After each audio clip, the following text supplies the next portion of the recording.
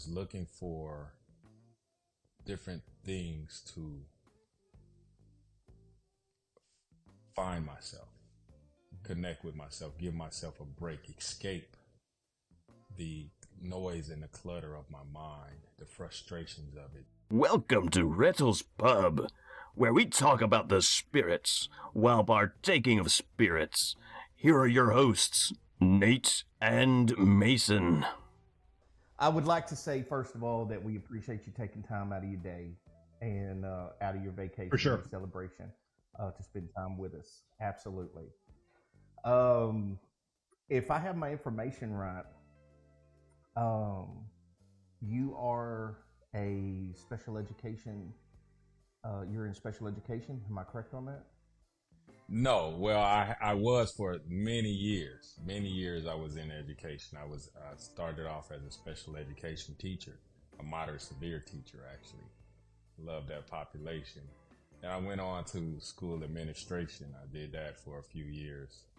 And then from there, I became a community partner. And so now I go into schools and I teach emotional intelligence. That's phenomenal. And so Thank you. I take it that that foundation led you to writing your book. Something like that. Yes. What I know now, I have the privilege of hindsight, and what I know now, my whole life was connected to now. You know, from a baby all the way to now. There's nothing that wasn't a part of this moment here, talking with you, gentlemen. So that absolutely was an integral part of my growth and maturation in mind and spirit, and so which did prompt me to writing a book. And that book, for our listeners and our YouTubers, is Awareness is Evolution. And I'm telling you, it's a very good book. There are parts that, when I say they're hard hitting, I'm not saying that you're being called out or I'm being called out. But some of your quotes and some of your statements are just, man, they just hit you in the heart, right? And I'm loving it. It's one of those books that the only way I can explain it is you read it a little bit and you got to set it down, right? Set it down, chew on it, marinate on it, and I'm absolutely loving it. I haven't finished it yet. I'm ashamed to say that. I haven't concluded it yet. But what I have read has been enlightening and heart feeding. It's more. It's not in the it is in the intelligence, right? Nate may not get that, but it's not only does it feed the mind, but it feeds the heart, and that's what I find fascinating. So you see the delay there. It took him a little bit to figure that out. That's the feed.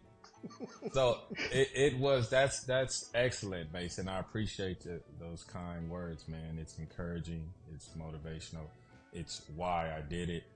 But I do have to admit that the book wanted to be written. I was given the book streamed through. So I did do the work within myself, and I was motivated to allow it to come through me. But that's what it was. I can't take too much more credit than that for the book. It's a beautifully divine book, and it did come from the heart. So it speaks to your heart because it came out of my heart. But it's not me. It's way beyond me. And as far as not completing it, I think you really get it. It's a couple of approaches, and there's no wrong way, but a friend of mine summed it up best. He called it a Slurpee. He said if you take it on too fast, it'll give you a brain freeze. And I love that, so I use awesome. that because you should sip it and put it down and allow yourself to process and digest the contents, absorb it in your heart, process it in your mind, even practice some of the things, and then pick it up again. I told a lot of people. I was at a women's mental health expo in Long Beach, California last weekend. And I told a lot of the people that I've encountered that were trying to get back into reading, that it was an excellent book to do that, because you don't have to feel obligated to blow through chapter after chapter. A couple of pages at a time is actually pretty ideal. I do know a friend who read it through in a few days, and his opinion was, he's like, now it's a book that I will probably reference forever. Like, I can move around it at go to different chapters and stuff now that I've read it through.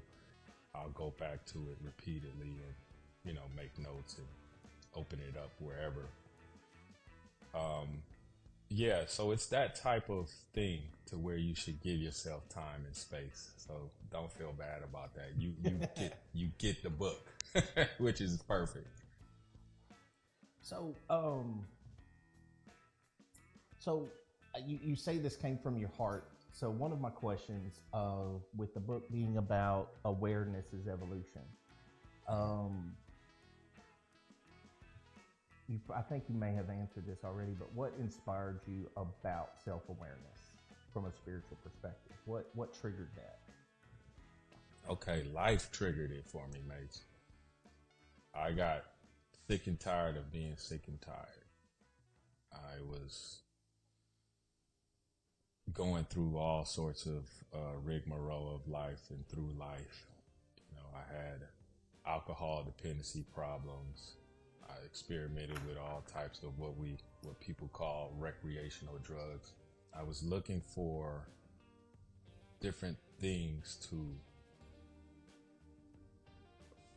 find myself, connect with myself, give myself a break, escape the noise and the clutter of my mind, the frustrations of it, and I had no answer. I had no solutions. I felt suicidal in my life. I've overeaten. I've done everything, man, and none of it gave me any solace, any peace. And I had a feeling of a deep wanting for love, to be loved deeply. Now, it wasn't that I have a beautiful mother, I have beautiful friends, I have love in my life, right? I had it everywhere in my life, all of my life. I was very fortunate that way.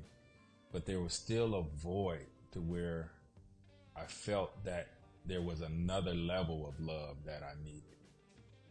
And what I discovered was that this love was my own love, that it needed to come from me.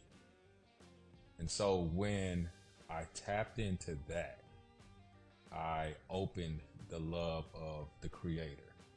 I opened the love of God. So by tapping into myself, I got to be intimate with myself, and the intimacy with myself created a relationship with God, which became an intimacy with God. And this was the answer. This was what I was looking for. This is what I was searching for all of my life, that those voids and those things that I had issues with began to fall away. My perspective began to change and modify, and my sense of need began to fall away and shift. And so it was such a important and profound change in my life that I wanted to share this with everyone. I'm like, wow, if I can do this, just absolutely anyone can. And so that is my drive now, like to shake people and let you know that all the answers are within you. You don't need a therapist. You don't need a bottle of Jack or whatever taste of your choice. You don't need that. You don't need Jack. You don't need Jill. You don't need anything other than what you have, what you were born with, what you're equipped with. Your salvation is up to you. You can deliver yourself from the anguish. Man, see, I told you. I mean, we just end it right now, because bam, that's the episode. How does forgiveness fit into that self-awareness, into finding that creator inside? Again, so everything starts with you. So when we began to create a relationship with ourselves, we began to unpack what a lot of people refer to as the shadow self, and the dark nature of your personalities and the things that your mind has subdued and covered up to protect you from trauma or from issues or for certain types of thinking, just periodically, that we accumulate through our life. And as you begin to unpack those things, when you go inside yourself and you create a relationship with yourself, you have to court yourself like someone you're very, very interested in, you know, the girl or the guy that you've been chasing for forever, you know, or that you just met and you're like, oh, I gotta have this person. You have to pursue yourself in this way. And so when you do that, you're gonna come across the clutter and the baggage and the shadows inside yourself. And you get intimate with these things. You don't run from them. You don't block them. You bring them close. You don't judge this. You embrace it. And by embracing it, you can let it go. And this is forgiveness. You're going to encounter the people who may have wronged you in the situations that you may have felt wrong when you go inside, and how it affects you, and, you know, what is done to your mind and how you've processed that and interpreted it, right? You're going to forgive those people as well, because this is for you. The forgiveness is not for the people who may have wronged you. And you don't have to justify. It's not justifying it. It's not saying that it was right or wrong. It's not labeling. It's just understanding that holding on to this pain doesn't serve the best version of me. It doesn't serve me at all. It hasn't helped me. Okay? And it's all about helping yourself. It's all about becoming your best self. And so you are forgiving yourself for holding on to these things and allowing this person to live in your mind and have power over you. And so you can release that, which is releasing yourself. So the forgiveness is for yourself, whether you're forgiving yourself for your actions and your thoughts and your behavior, or you're forgiving another for theirs. So you're freeing yourself through forgiveness. And this is awareness, right? You become aware of the things that you need to let go, that you've been holding on to, and you let these things go. The closer and the more you understand this, the more deliberate you are about going inward, the more you can really process why these things and how these things have been affecting you all this time. And so you can let them go because you understand them, not because you've been running from them. Running from them, they'll torture you forever. But in understanding them, in embracing them, you can set them down gently and move on. You made a statement that everything is not justifiable. Can you go deeper into that? Absolutely. The mind often feels that we have to get justification of why. I want to know why he did that. I want to know why she never, you know. You have to be okay with understanding that you may not get an answer. You have to be okay with you may never understand why or why not. You have to be okay with that, you know, and it's okay to want to know. It's okay to go within and search, because if you have the opportunity to engage and confront certain people, then beautiful. But the power is when you go within yourself and you explore and search yourself, the more intimate you know yourself, the more intimate you understand and merge with the Creator, then other people make more sense to you. You're the blueprint. You understand how things work by understanding how you work. And so by the intimacy you create with your end of the circumstance, the situation, with yourself in general, it gives you an intimate insight outside of you, because as within, so without, right? So you are the key to everything. You're the key to your deliverance. And so once you really tap into yourself, into the situation, those things will begin to become more clear to you. And everybody won't be doing this work. Everybody won't be where you are. And the more you understand yourself, the more okay you'll be with understanding that you may not understand why a person did it. But what you will begin to get is that things happen.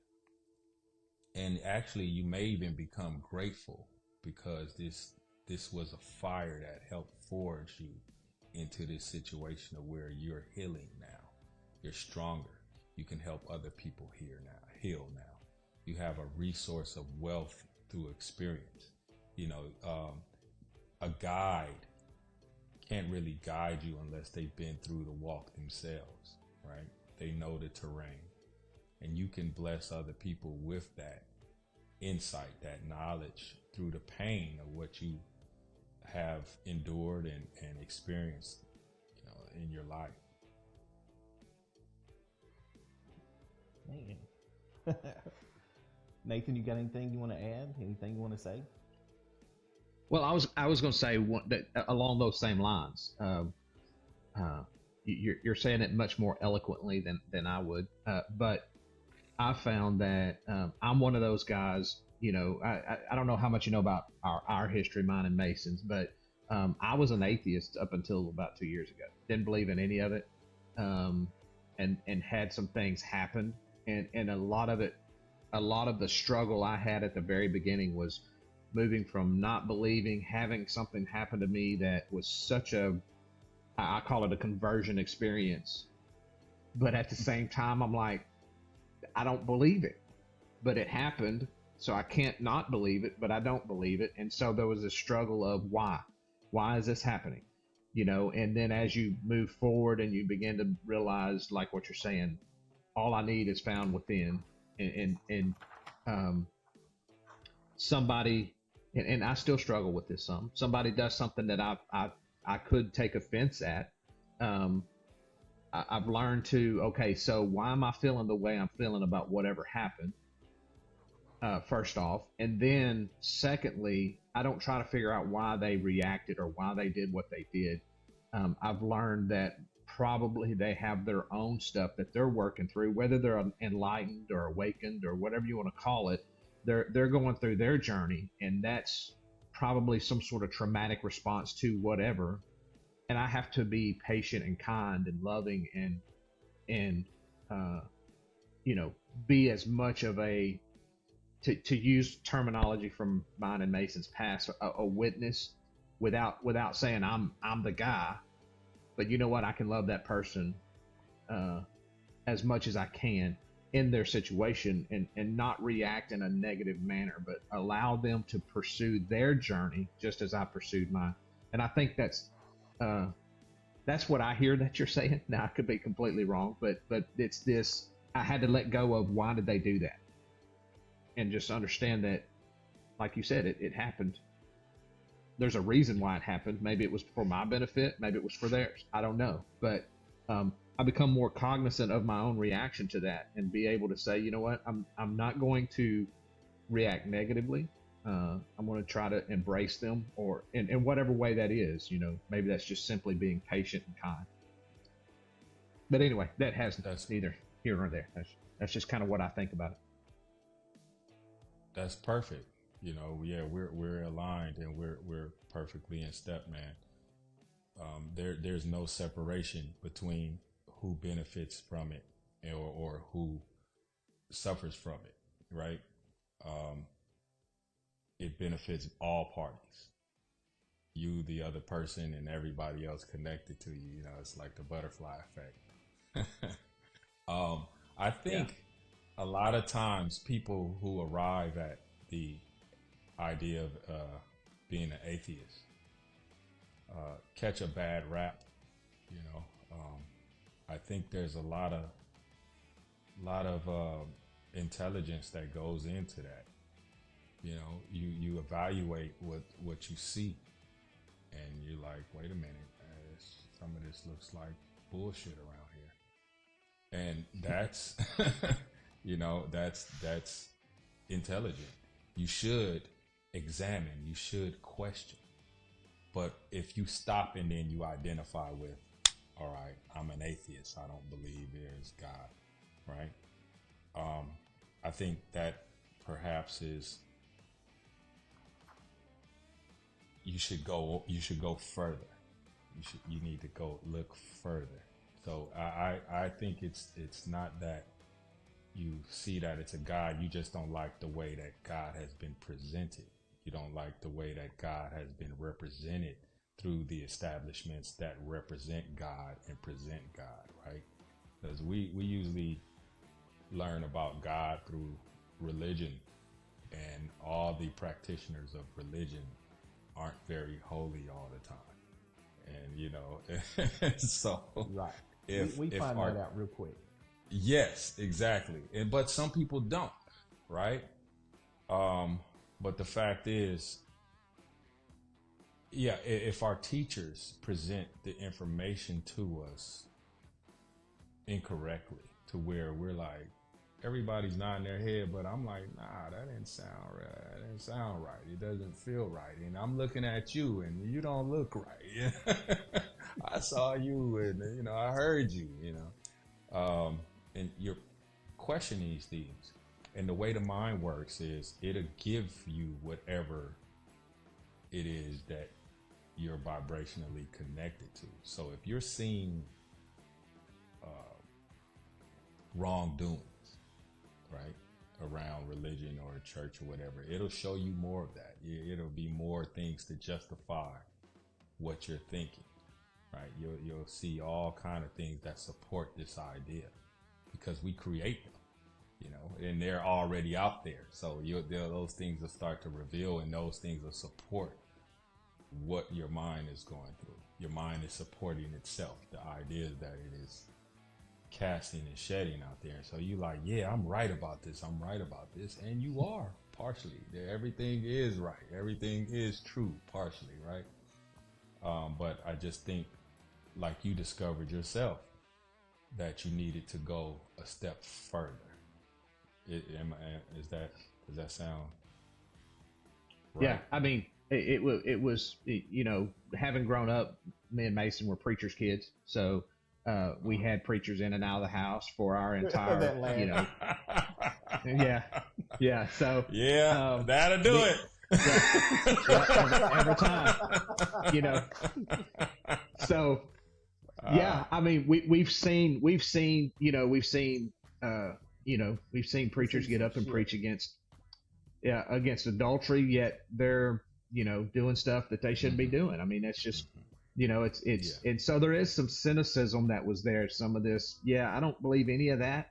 Along with the idea that we were, I don't know how much you know about various denominations. We were United Pentecostal, which is in itself if you're not us, you're not making it.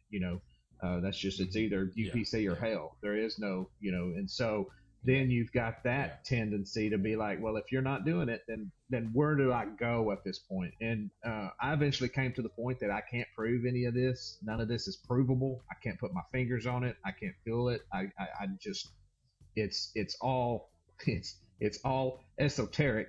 And so if I can't prove it, I can't really talk about it. That was my thing. If I can't prove it, I can't articulate it because I don't have a way to articulate it. And so I just like, I'm done. None of it's real. I'm done. And then all of a sudden it became real, and I still can't articulate it. But I had to. Part of the thing that I've learned is this attachment thing, where you're attached to being, this or that or the other, being right versus wrong. I'm right and everybody else is wrong. This mentality that we all attach to. I let go of this understanding that I needed to be able to prove to Kali that this is true, even though I can't prove it. So it's allowed me to let go, and I think that's probably the best phrase that I've learned is just let it go. Let those things that I don't understand, let them do what they do. In the end, I've learned, like you said, everything in my life has led me to this point.